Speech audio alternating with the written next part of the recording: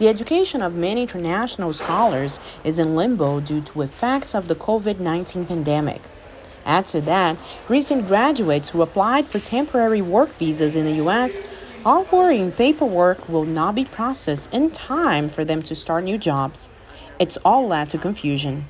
And I get the news alert, the email alert that Trump's going to come up with an executive order to ban immigration, temporarily ban immigration. I'm just like, what do I do? And it was just kind of like a point, you know, can I stay? What's going to happen? Azam applied for optional practical training, a program that allows participants to work in their field of study for up to 3 years. So when I apply for jobs, right, it's very much like, I put in my cover letter, like, you don't have to sponsor me. I have work, and I say this, I have work authorization that should kick in June 1st, just because I'm banking on it. The U.S. government stopped processing non-immigrant visas more than a month ago, since most consular services at American embassies were suspended. And with international air travel also impacted by COVID-19, there's concern how students would get to their respective campuses.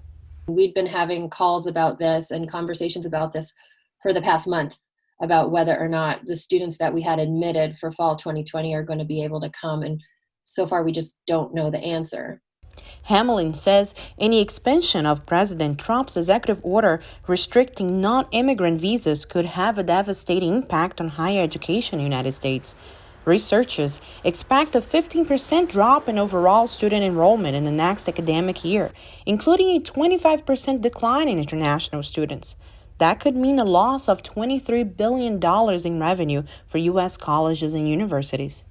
One of the unfortunate aspects of this is that we can't even offer a remote option for students whose student visa has not been processed in time, because even though they would not be physically trying to enter the United States if they were taking classes remotely from their home country, they can't be an officially enrolled student and take classes for a grade until their student visa has been processed. For postgraduates, once they exhaust training programs, the next non-immigrant classification for temporary employment is to obtain what's called an H-1B work visa.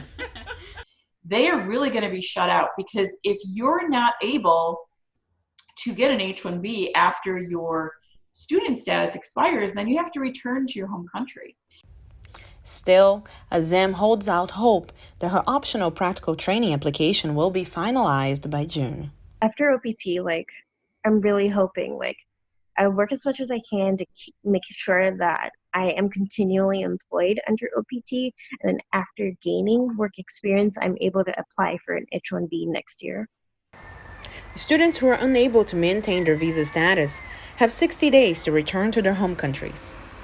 Aline Barros and Isha Sarai, VOA News, Washington.